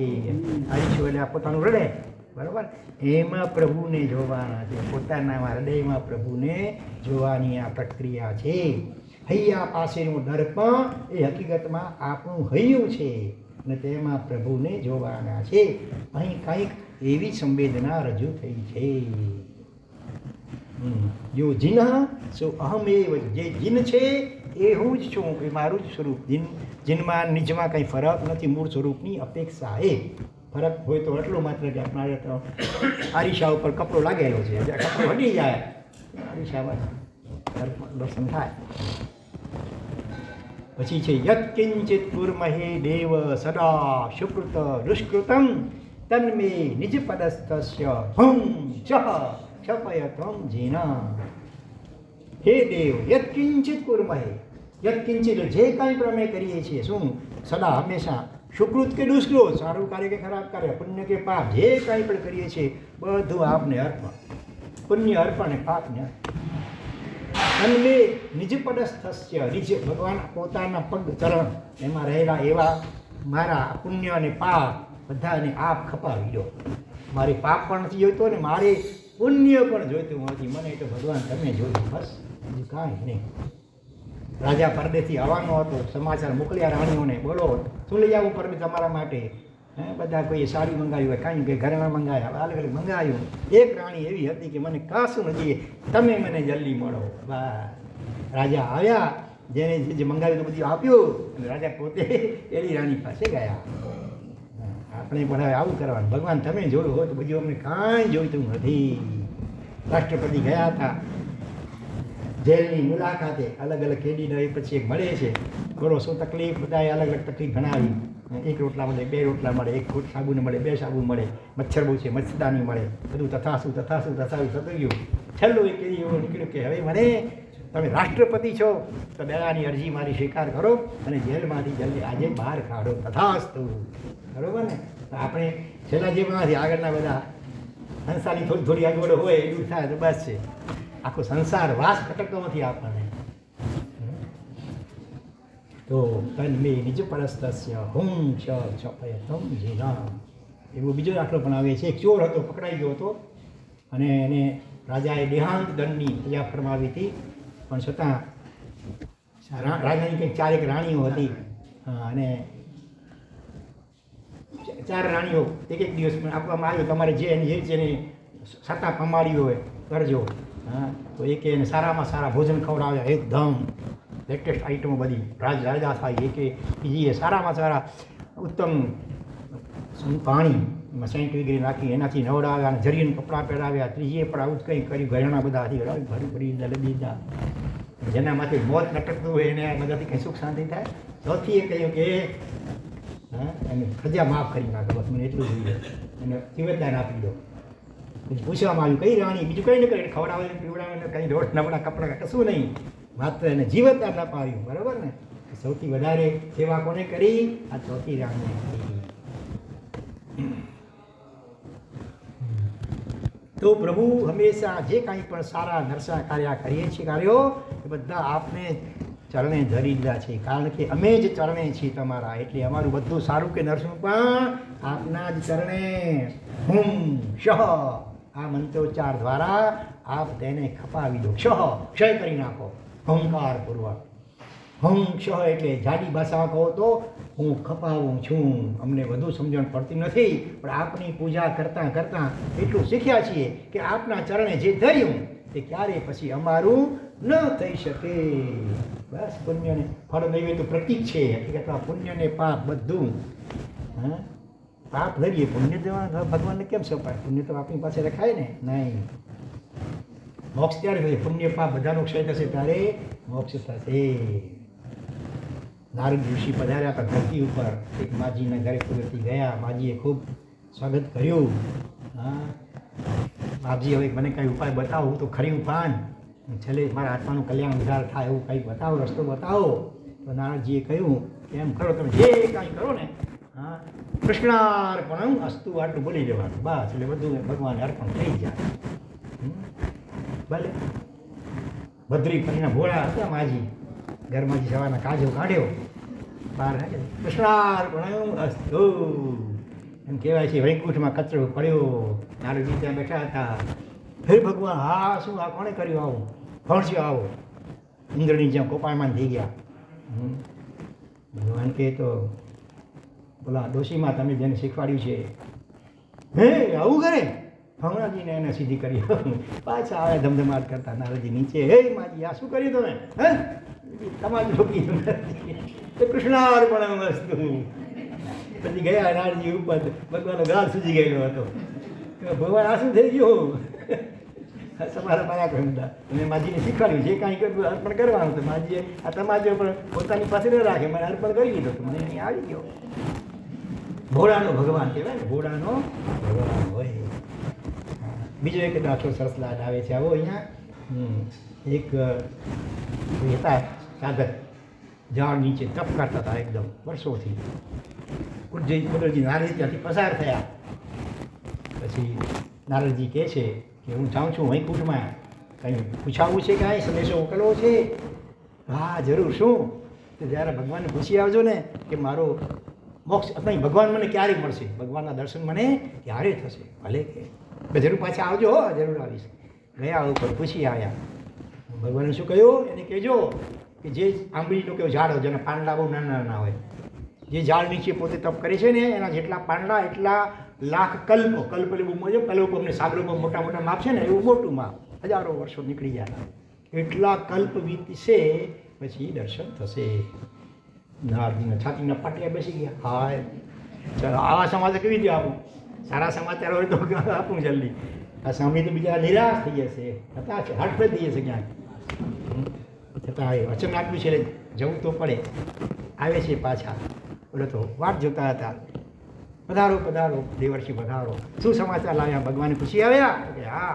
ભગવાને શું કહ્યું છે? ભગવાને અચકાજી કહેતા પણ છે કેવું તો પડે કે ભગવાને આ પ્રમાણે કહ્યું છે કે જે ઝાડ નીચે તપ કરો છો જેટલા પાંદડા એટલા કલ્પ વિકસ્યા પછી હે ભગવાન મને દર્શન દેશે. નાચવા લાગી ગયા, નાચવા. ભગવાન મને દર્શન દેશે. બોલો કલ્પ કેટલા બધું. હા દર્શન. અને ત્યાં તો ચમત્કાર સર્જાયો, હાજર થઈ ગયા કે છે ભગવાન. અને નારદજી ગુસ્સે થઈ ગયા. ભગવાન તો તમે ખોટું બોલો, એને કહ્યું આટલા કલ્પને હમણાં પહોંચી આવ્યા, દોડી આવ્યા. એ વખતે જ્યારે પૂછાયો હતો પ્રશ્ન, એ વખતે એની સ્થિતિ એવી હતી, અંતરના દેવતા મંદ હતા જરા. પરિણામમાં તો અપડાઉન થયા જ કરે ને. અત્યારે જે સમાચાર આપ્યા ને ભગવાન દર્શન આપશે મને, જે એનો હર્ષોલ્લાસ થયો ને, મને લાગે છે મને આવવામાં મોડું થઈ ગયું, એના કરતાં મારે વહેલું પહોંચવું હતું. ભાવ કહેવાનો મતલબ એ છે ભાવ ઉપર છે. પ્રસંગ તો રાધાસિંહના દૃષ્ટાંત થોડુંક સરખાવવાને બરાબર છે. ભાવ વસ્તુ એવી છે. ભાવે હિ વિદ્યતે દેવો તસ્માત ભાવો હિ દેવતા. ન પાષાણે વિદ્યતે દેવો, ન કાષ્ઠે વિદ્યતે દેવો, ન પાષાણે, ન મૃન્મયે. ભાવે હિ વિદ્યતે દેવો તસ્માત ભાવો હિ દેવતા. દેવતા એટલે કે ભગવાન સમજો. હા, એ પથ્થરમાં એટલે કે આરસ વગેરેમાં નથી, ચંદન વગેરે લાકડાની મૂર્તિઓ તો એમાં પણ નથી, હા માટીનું હોય તો માટીમાં એમાં નથી. ભગવાન કહે ભાવમાં છે. માટે ભાવ એ જ ખરેખર દેવ છે. પણ એ ભાવને જગાડવા માટે દ્રવ્યનું આલંબન લેવું જ જરૂરી છે, ઉપયોગી છે. પણ ભાવ જગાડવા માટે બરાબર. એટલે એને મૂર્તિ રૂપે એવું તો સાક્ષાત ભગવાન છે એવા ભાવથી જો ઉપાસના થાય તો સાક્ષાત ભગવાનની ઉપાસના જેટલી જ ગરજ સારી શકે છે. તો આ બધું ભાવને જગાડવા માટે આપણે આટલા દિવસથી અસ્વાધ્યાય કરતા હતા, જુદા જુદા વિશેષણો દ્વારા પરમાત્માને સ્વરૂપને બુદ્ધિથી કંઈક અંશે સમજવા માટે. બાકી હકીકતમાં આ ભગવાન કંઈ બુદ્ધિ ગમ્ય નથી, અનુભવ ગમ્ય છે. એ અનુભવ સાધના, ધ્યાન સાધના દ્વારા અંતર્મુખ થઈને અથવા વિશિષ્ટ રીતે ભક્તિ કરીએ, પ્રભુ નામસ્મરણ કરતાં કરતાં કરતાં એમાં ઓગળી જઈએ એકદમ, તો અનુભવ થાય. અનુભવથી પ્રભુનું સ્વરૂપ સમજાય, એ બુદ્ધિથી કે વાણીથી અગમ્ય છે. અને છેલ્લે 5મો શ્લોક કહે છે ગુહ્યાતિ ગુહ્ય ગોપ્તાત્મ ગૃહાણા સ્મત્કૃતમ જપમ સિદ્ધિ શ્રેયતિ મામ યેન તત્પ્રસાદાત ત્વયિ સ્થિતમ. ભગવાન આપ કેવા છો? ગુહ્યાતિ ગુહ્ય ગોપ્તા, ગોપ્તા એટલે ગોપવનાર, રક્ષણ કરનાર, સાચવનાર, છુપાવનાર, એવા અતિ ગુહ્ય અખિલ બ્રહ્માંડના ગહન અને અતિ ગહન તત્વોને પણ ગોપતા એટલે સાચવનારા આપ છો. એટલે આપની ભક્તિ એ પણ ગહન તત્વ છે, તો એને પણ આપ અમારા દ્વારા થયેલા જાપને આપ ગ્રહણ કરો. ગૃહાણ અસ્મત્કૃતમ જપમ, અમારા દ્વારા કરાયેલો જે જાપ ઓમ રીમ શીમ અરહમ નમઃ મંત્રનો અને બીજા પણ વિશેષણોનું છે, તો એને આપ ગ્રહણ કરો. જેથી કરીને સિદ્ધિ શ્રેયતિ મામ યેન, જેથી કરીને મામ સિદ્ધિ શ્રેયતિ, સિદ્ધિનું આશ્રમ મને મળે કે મને મોક્ષ મળે આપની કૃપાથી. તત્પ્રસાદાત, તમારી પ્રસાદ એટલે કૃપાથી હું કેવો છું? ત્વયી સ્થિતમ, આપના ચરણોમાં સ્થિત એટલે રહેલા એવા મને સિદ્ધિનો આશ્રય પ્રાપ્ત થાય, બીજું કાંઈ મને જોઈતું નથી. તો આ વર્ધમાન શક્રસ્તવ પ્રભુના બિંબની પ્રાણ પ્રતિષ્ઠામાં અને શાંતિક અનુષ્ઠાનો વખતે બોલવામાં આવે તો મહાન સુખનું કારણ બને એવો સ્તોત્રમાં છેલ્લે ફલાદેશ આપ્યો છે. અમારું ચોમાસું જ્યારે વર્ષો પૂર્વે સાહેબ જ્યારે એટલે 2000 લગભગ 43-44માં સાહેબનું છેલ્લું ચોમાસું હતું. એ વખતે એનાથી થોડાક દિવસો પહેલાં આ વર્ધમાન શક્રસ્તવ મને કચ્છ મોથારાનો એક છોકરો જેનું નામ જયેશ, અત્યારે પ્રાય અમરનાથમાં છે, કુદરતી સ્વાધ્યાય કરતો હતો. મેં કીધું શું છે આ વર્ધમાન શક્રસ્તવ? પછી મેં જોયું, મને બહુ ગમી ગયું. એટલે આખું વર્ધમાન શક્રસ્તવ 2 દિવસમાં આખું કંઠસ્થ કર્યું. રોજ સ્વાધ્યાય કરતો. અને છેલ્લી ચોમાસામાં સાહેબ જ્યારે બહુ બીમાર હતા, બહુ પીડા થતી હતી કમરમાં એકદમ, એ વખતે એક દિવસ આંબીલ કરી અને આખા 14 કલાક સતત એટલે 108 વખત આ વર્ધમાન શક્રસ્તવનો પાઠ કરી વાસક્ષેપ આનાથી અભિમંત્રિત કરવાનું ચાલુ હતું. એ વાસક્ષેપથી ભગવાન સાહેબના પીઠ ઉપર વિલેપન કર્યું અને ઘણી સાતા થઈ. તો હવે એનું ફળાદેશ કહે છે આ શક્રસ્તવ આ રીતે એનો જ રોજ પાઠ કરવામાં આવે, સાંભળવામાં આવે, આ મંત્રનો જાપ કરવામાં આવે અને એનું અર્થનું પણ ચિંતન કરવામાં આવે તો શું લાભ થાય એ કહે છે. એનાથી પહેલાં આ શક્રસ્તવનો શું મહિમા છે બતાવે છે. ઇતિમમ પૂર્વોક્તમ ઇન્દ્ર સ્તવૈકાર મંત્ર રાજો પરિષદ ગર્ભમ. ઇતિ એટલે આ પ્રમાણે આ વર્ધમાન શક્રસ્તવ ઇતિમમ પૂર્વોક્તમ, પૂર્વ કહેવાય ઇન્દ્ર સ્તવૈકાદશ, ઇન્દ્ર મહારાજાએ કરેલું આ શક્રસ્તવ. એકાદશ મંત્ર રાજોપનિષદ ગર્ભમ, 11 મંત્રો, દરેક આલાવામાં એક મંત્ર ગુપ્ત રીતે આની અંદર છુપાયેલો છે. આમ તો દરેક વિશેષણો મંત્ર સ્વરૂપ જ છે, તેમ છતાં પણ દરેક આલાવામાં એક અલગ બીજો વિશિષ્ટ મંત્ર ગુપ્ત રીતે રહેલો છે. એ કેવો છે? એની આરાધના બરાબર કરો. અષ્ટમહાસિદ્ધિ પ્રદમ, અષ્ટમહાસિદ્ધિ કહેવાય ને, અણિમા મહિમા ગરિમા લઘિમા પ્રાપ્તિ પ્રાકામ્ય વસિતા અને ઈશિતા, એ અષ્ટમહાસિદ્ધિને આપનારું છે. પછી સર્વ પાપ નિવારણમ, બધા જ પાપોનું નિવારણ કરનાર. સર્વ પુણ્ય કારણમ, બધા જ પ્રકારના પુણ્યનું કારણ. તીર્થંકર નામ કર્મ પણ બંધાય એનાથી. સર્વ દોષ હરમ, બધા જ દોષો રાગ દ્વેષ મોહ કામ ક્રોધ આદિ એનું હરણ એટલે કે નાશ કરનાર છે. સર્વ ગુણાકરમ, સર્વ ગુણોનું આકર એટલે ખાણ તથા સર્વ ગુણોને કરનાર, એ રીતે પણ કરી શકાય અર્થ. અને સર્વ દોષ સર્વ ગુણાકર મહાપ્રભાવમ, મહાન પ્રભાવશાળી છે. અનેક સમ્યક દ્રષ્ટિ ભદ્રક દેવતા સત સહસ્ર શુશ્રૂષિતમ, અનેક ભદ્રિક પરિણામી એવા જે દેવતાઓ, સત સહસ્ર સેંકડો હજારો લાખો દેવતાઓ એના દ્વારા શુશ્રૂષિત, સાંભળવા માટે ઈચ્છાયેલું. શુશ્રૂષા એટલે શ્રવણ કરવાની ઈચ્છા. એટલે અનેક કરોડો સમ્યક દ્રષ્ટિ, અસંખ્ય સમ્યક દ્રષ્ટિ દેવો દેવીઓ એ પણ આ સ્તોત્રને સાંભળવા માટે ઉત્સુક હોય. આપણે ભાવપૂર્વક શુદ્ધ ઉચ્ચારપૂર્વક આ સ્તોત્ર દ્વારા પરમાત્માનું ગુણાનુગાન કરતા હોઈએ તો એ અસંખ્ય સમ્યક દ્રષ્ટિ દેવો દેવીઓ અને ઇન્દ્રો વગેરે પણ સાંભળવાનું એમને ગમે અને એ પણ આપણા ઉપર પ્રસન્ન થાય.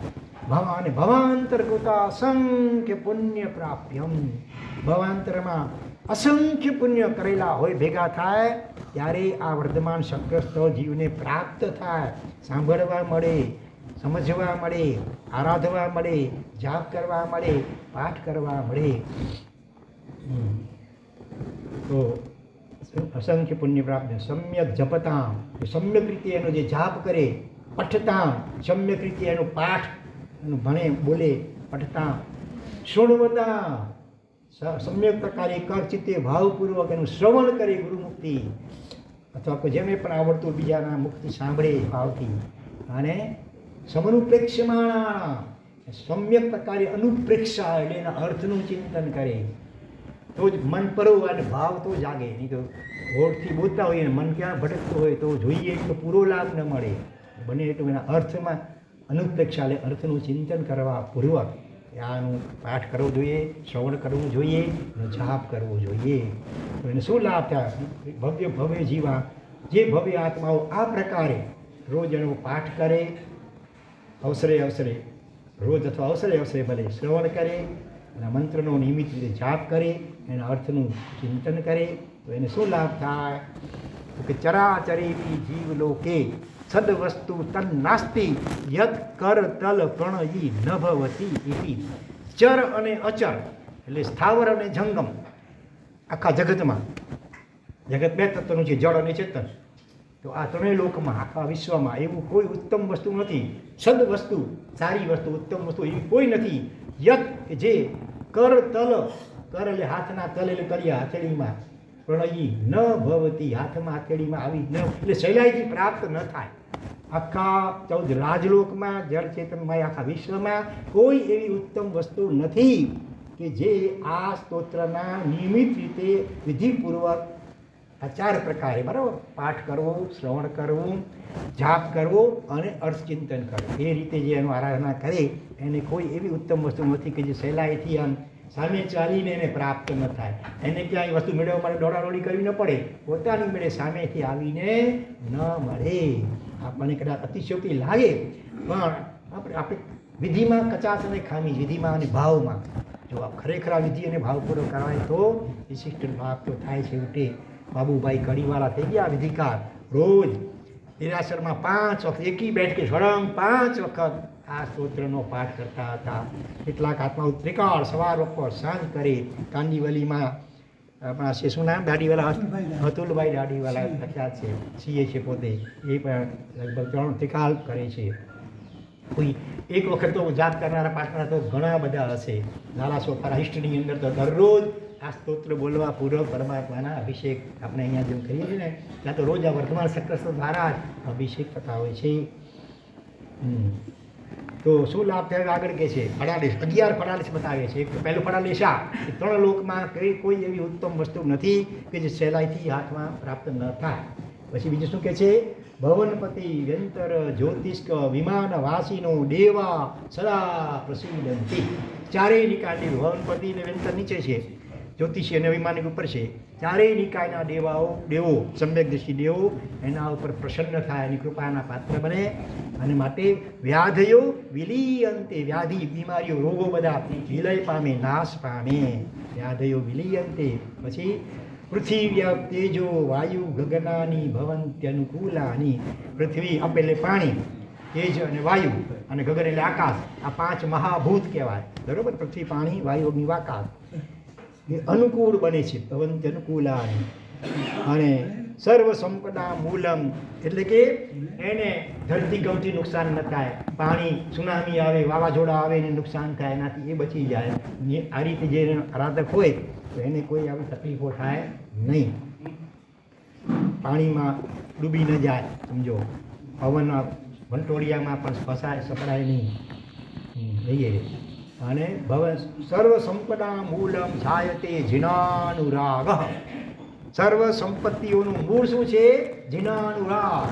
જીનેશ્વર ભગવાન પ્રત્યે અનુરાગ પ્રગટે, પ્રીતિ અને ભક્તિ પ્રગટે, એનાથી સર્વ સંપત્તિઓ જીવને અનુક્રમે પ્રાપ્ત થાય. અને એ આ વર્ધમાન સકસ્તાઓનું આ પ્રકારે એની નિયમિત આરાધના કરવાથી જીવમાં ઉત્તરોત્તર વધુ ને વધુ જીનેશ્વર ભગવાન પ્રત્યે અનુરાગ, પ્રીતિ, ભક્તિ ઉત્પન્ન થાય કે નહીં? આ વિશેષનો સમજણપૂર્વક આપણે રોજ એનો સ્વાધ્યાય કરીએ તો કેટલા ભાવ આવે. અને પછી કહે છે, પછી શું છે? સાધવ સૌ મનસ્યના અનુગ્રહ પરા ભવંતે. સાધુ સંતોનો અનુગ્રહનો પાત્ર થાય. જે આત્મા આ રીતે વર્ધમાન સક્રસ્તનો રોજ આરાધના કરતો હોય, સ્વાભાવિક છે કે સાધુ સંતોને ગમે કે ઓ આ આત્મા આવી રીતે ભગવાનની ભક્તિ કરે છે, તો ઓટોમેટિક બધાની કૃપાનો પાત્ર બને. સાધુ સૌ મનસ્યેન સૌ સારા મનવાળા એના પ્રત્યે થાય અને અનુગ્રહ કરવામાં તત્પર થાય.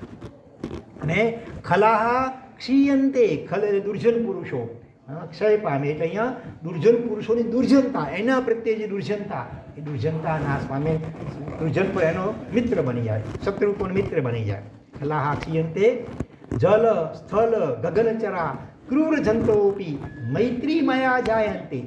જલ એટલે પાણીમાં રહેનાર જલચર જીવો, મગરમચ્છ વગેરે, સ્થળચર વાઘ સિંહ વગેરે, ખેચર આકાશમાં ઉડનારા ભીજ અને બાજ વગેરે એવા માંસા પક્ષીઓ, આ બધા પણ મૈત્રી મયા જાયંતે, આ વર્ધમાન સક્રસ્તવના આરાધક પ્રત્યે મૈત્રી ભાવવાળા થઈ જાય. વાઘ અને સિંહ પણના સેવક કે ભક્ત કે મિત્ર બની જાય, એને નુકસાન કરે નહીં, સાપ વગેરે પણ એને રણશે નહીં. પછી આગળ શું કહે છે? અધમ વસ્તુની એવી ઉત્તમ વસ્તુ ભાવમ પ્રપદ્યંતે. અધમ વસ્તુઓ એ પણ એના માટે ઉત્તમ વસ્તુ તરીકે પરિણમે. જેમ મીરાબાઈને ઝેર આપવામાં આવ્યું, ઝેર પણ જાણે કે અમૃત રૂપે પરિણમી ગયું. કોઈ મેલી વિદ્યા મૂઠ મારી હોય કોઈએ, નરેન્દ્રભાઈ વિધિકાર આપણા નંદુ, એના જીવનના શરૂઆતનો એક પ્રસંગ છે. એ જ્યારે એ શરૂઆતમાં હતા, નૌકાનું નિયમિત આરાધના કરતા હતા શરૂઆતથી, અને ત્યાં નૌકાની હોળીની દિવસો આવતીકાલ શરૂ થાય છે ને, અને એમાં એક શ્રીપાદનો રાસ વાંચવા આપણે જતા હતા. એની વક્તૃત્વ શક્તિ એ વખતે પણ જોઈ કરી, કોઈ બાઈની ઈર્ષ્યાથી બોલો, હા, અને એણે મૂઠ મારવાનો પ્રયોગ કર્યો, કંઈક એવું જાણતા હશે એની વિદ્યાનો, ઈર્ષ્યાને કારણે. એને બદલે એ નરેન્દ્રભાઈ ઉપર કોઈ અસર નથી, કારણ કે નૌકારનું કવચ સૂક્ષ્મ રૂપે એના ઉપર હતું, અને એ પાછી વાળીને જેણે પ્રયોગ કર્યો હતો એના શરીરમાં પ્રવેશ, એને ભયંકર જેમ ઘોષાળાએ તે જોડે ફેંકી ભગવાન ઉપર, અને ઘોષાળા શરીરમાં પાછી આવે તેવી રીતે. અને બલી બાઈ આવીને માફી માગે છે, રડે છે, પગે પડે, બેન શું થયું, કેમ કરો છો, શેની વાત માગો છો? પછી એણે કબૂલાત કરી કે આ રીતે મેં ઈર્ષ્યાથી પ્રયોગ કર્યો હતો, પણ હવે પ્રયોગ મારા ઉપર પાછો આવ્યો છે, માટે મને માફ કરો. બેન મારા તરફ માફી જ છે, તો છુટકારો થાય. એટલે અધમ વસ્તુ પણ એના માટે ઉત્તમ વસ્તુ રૂપે પરિણમી જાય. સાપ પણ ફૂલની માળા બની ગઈ હતી ને, જેમ શ્રીમતીજી તેવી. અને ધર્માર્થ કામા ગુણાભિરામા જાયંતી. ધર્મ, અર્થ અને કામ આ ત્રણેય પુરુષાર્થો મોક્ષને અનુકૂળ હોય એ રીતે પ્રાપ્ત થાય. ધર્મ પણ ધર્મના સંજોગો વિશિષ્ટ રીતે પ્રાપ્ત થાય.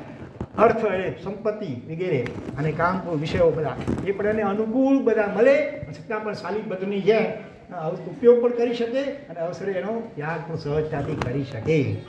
અને પછી હજી કહે છે, બે જ ફળાદેશ બાકી છે. આ લોકની અંદર શુદ્ધ ગોત્ર કલત્ર, ઊંચું કુળમાં જન્મ મળે. કલત્ર એટલે પતિ અથવા પત્ની પણ સારા અનુકૂળ મળે. પુત્ર પણ સંતાનો પણ વિનયવાળા મળે. પુત્ર મિત્રો પણ સારા સજ્જન મળે, કલ્યાણ મિત્ર કલત્ર, પુત્ર મિત્ર, ધન ધાન્ય, જીવિત, રૂપ, આરોગ્ય, યશ, આ બધું એવું મળે, બધું મોક્ષને અનુકૂળ મળે પાછું. અને પછી કહે છે આમુષ્મિક્ય સર્વ મહિમા સ્વર્ગાપ વર્ગસ્વીઓપી. અને પરલોક, આમુષ્મિક એટલે પરલોકની અંદર સ્વર્ગ અને મોક્ષની લક્ષ્મી પણ સામેથી એના કંઠમાં જાણે કે વરમાળા આરોપવા માટે ઉત્સુક હોય. હા, સ્વર્ગ મોક્ષની લક્ષ્મી પણ ઈચ્છે છે કે આવો આત્મા ક્યારે અમારા સ્વર્ગમાં કે મોક્ષમાં જલ્દી આવે, એટલે કે સહેલાઈથી એને મોક્ષ પણ મળે, મોક્ષ ન મળે ત્યાં સુધી પણ સ્વર્ગ વગેરે સદગતિ જ મળે. દુર્ગતિને તો ખંભાથી તાળા જાણે કે લાગી જાય. આ એનું ફળારેસ બતાવ્યો. અને છેલ્લે કહે છે સિદ્ધિ શ્રેય સમુદય. સિદ્ધિને દેનાર, આપનાર, મોક્ષને આપનાર એવું શ્રેય એટલે કલ્યાણનો સમૂહ એને પ્રાપ્ત થાય. શ્રેય સમુદય. છેલ્લી ગાથામાં કે યથેન્દ્રેણ પ્રસન્નેન સમાદિષ્ટો રતામ સવઃ તથાયમ સિદ્ધ સૈનેન પ્રપેદે સંપદામ પદમ. જેવી રીતે પ્રસન્ન થયેલા સૌધર્મેન્દ્રે સિદ્ધસેન દિવાકર સૂરીને આ સ્તોત્ર આપ્યું, એ રીતે એમણે ગ્રહણ કર્યું સિદ્ધસેન દિવાકર સૂરીએ. બરાબર, કેવું છે આ સ્તોત્ર? સંપદામ પદમ.